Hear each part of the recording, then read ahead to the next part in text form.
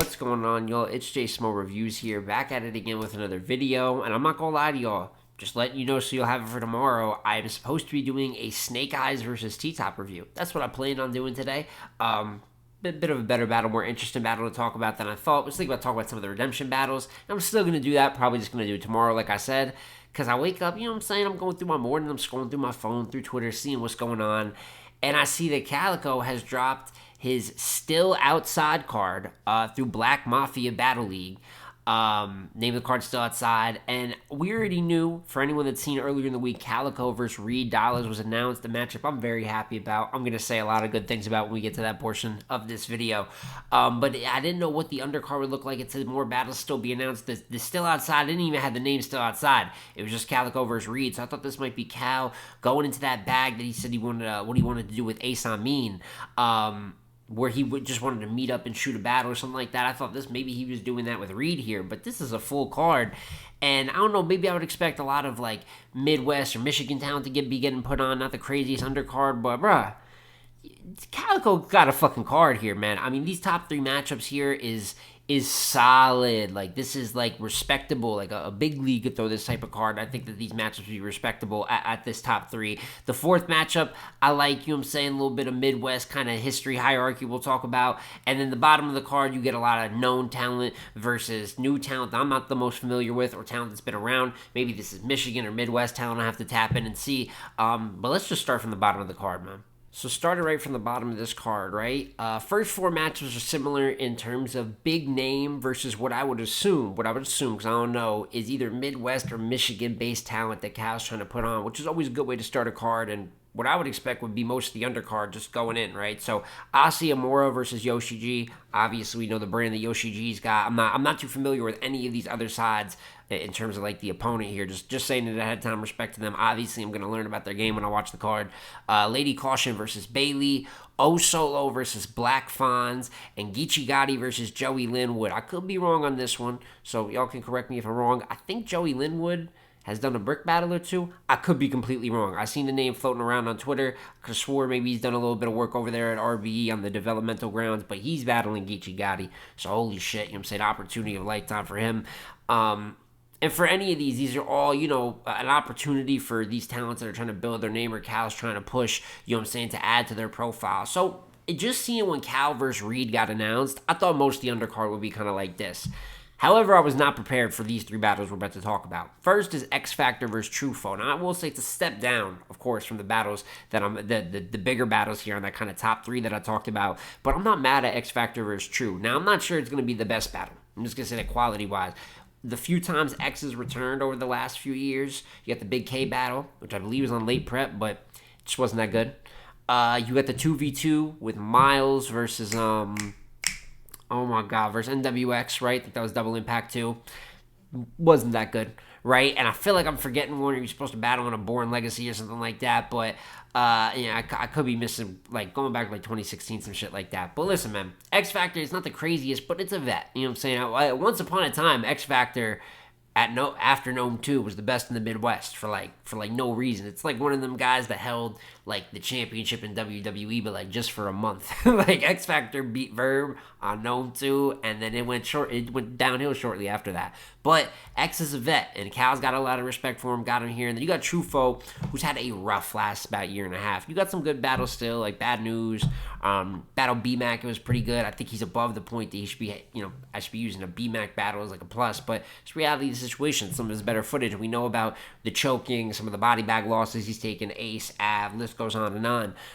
But you get an opportunity here, right? Midwest style card, hierarchy, right? You're taking on older Midwest vet, and at that, one that's like, it's not like it's like God tier or anything like that, but it's a rare opponent. Like, it's kind of obscure to see X Factor. It's rare to see X Factor battle now. There's even vets, very respected vets, who don't have an X Factor battle on the resume. So it's a cool little piece to add to the resume, and you should win, Truffaut. I think Truffaut probably should win this battle considering the condition I've seen X on his returns. But it is what it is, right? I'm not mad at it. And then from there, you can get into Qleen versus Rex. It's actually second to top of the card, but I want to do a whole own segment for Bill versus Rock. That's crazy. But Qleen versus Rex, it's solid. I can't lie. Like, style matchup-wise, it's solid. Now, our issue is here, very clearly, Qleen is a bit of a thief. It just is what it is. We've seen Qleen steal from leagues. We've seen Qleen. I don't even feel bad saying it because Qleen goes on there and he's like, yeah, I took your shit. And he's like, and people still book Qleen. It's just the situation we're in, right? But I will say, being that Cal is throwing it, it's Cal's league, right, or venture, and knowing the respect that's there with Cal and Qleen, you know what I'm saying?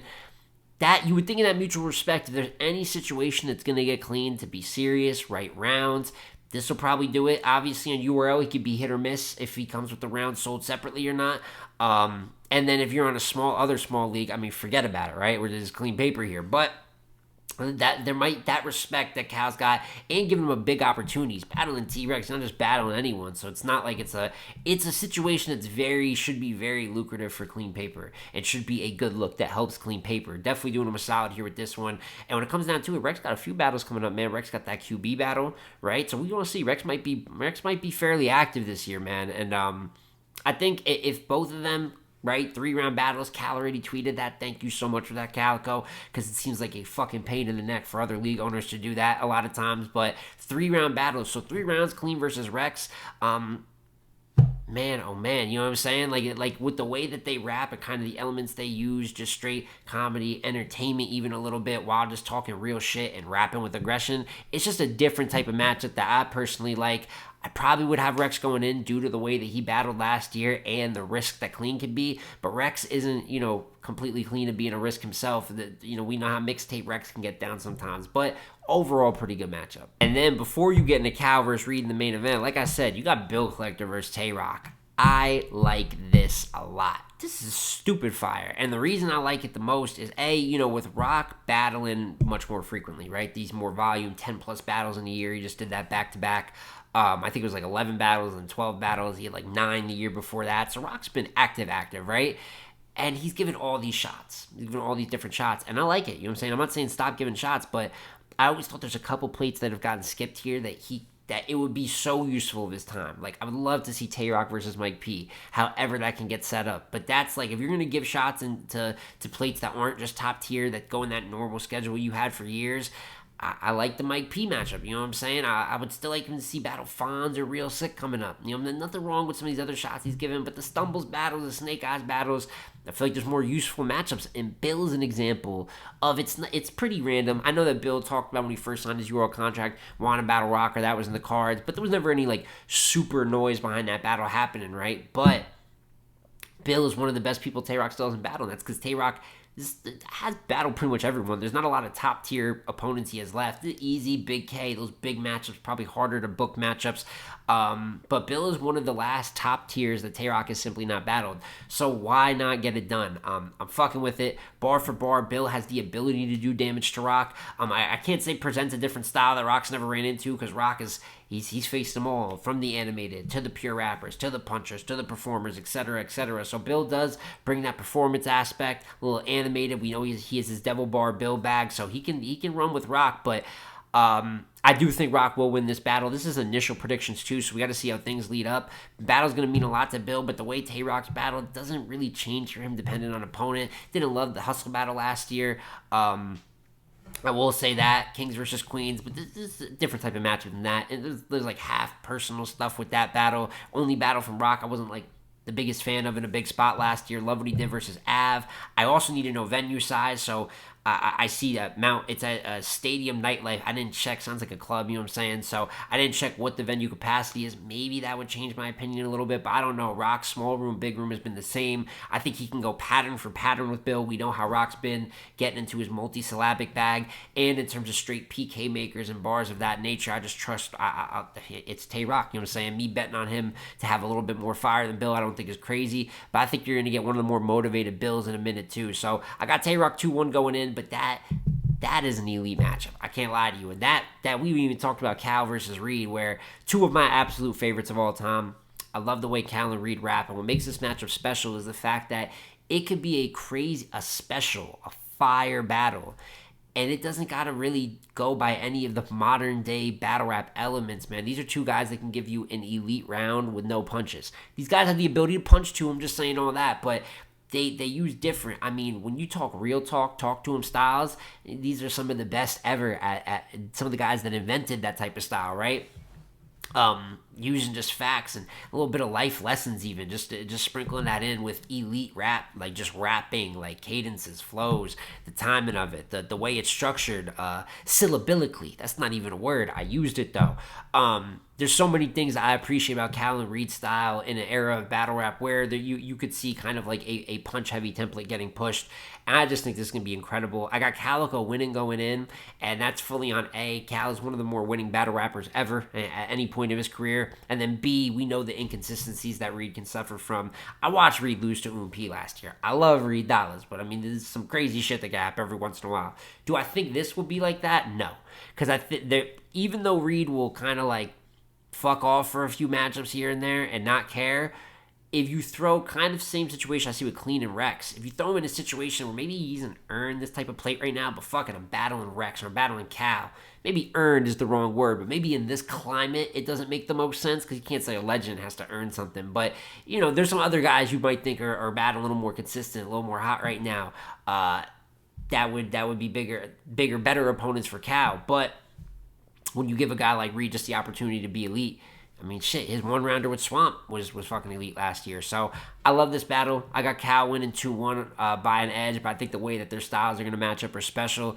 And overall, man, like, as you can hear, Qleen versus Rex, Bill versus Rock, Cal versus Reed is a heavy top three. And I got to say, just on paper, I'm really impressed with the card that they got going out in Michigan, man. And that is just my initial thoughts on the Still Outside card, man. Like I'll say one more time. Top four. Cal versus Reed, Bill versus Rock, Qleen versus Rex, X Factor versus Truffaut. I'm not mad at that, bro. And then the rest of it putting on some newer talents. You get a mix of like the two different ways. Like a card built on good matchups and a card that's got a crazy headliner. And then the undercard is just putting on some lower name talent, right? Or some newer talent. So you just got to see what it's like in motion, the execution of the event itself, because that ends up being the hardest part of a lot of this. Cal, I'm assuming, I don't know if it is Cal's league. I'd assume it is, you know what I'm saying, Black Mafia Battle League. But if Cal's going to be running this event too, there's a challenge in that. It's very hard to run an event and win a battle. So we'll see how that goes down. What does it look like? April 14th. So we still a far ways out, man. You got time. You got guys with prep time here, and we got to see if they go down. You never know what could happen in the climate of battle rap. Not even implicating like if it's another league, but it's clean papers on the card. We just don't know what could happen. But I like it. I'd love to hear y'all's guys' thoughts in the comments down below, particularly on Bill Collector versus Tay Rock. I want to hear who you have winning that matchup. If you think it's an exciting matchup right now, I think the smaller the room, the better for that as well. Really for the whole card, low key. Cal versus Reed in a small room. Don't get me started, man. This shit could be special. But it's been J Smo Reviews again, y'all. T-Top versus Snake Eyes review out tomorrow, so be on the lookout for that. I'm gonna catch you on the next one, man. Peace.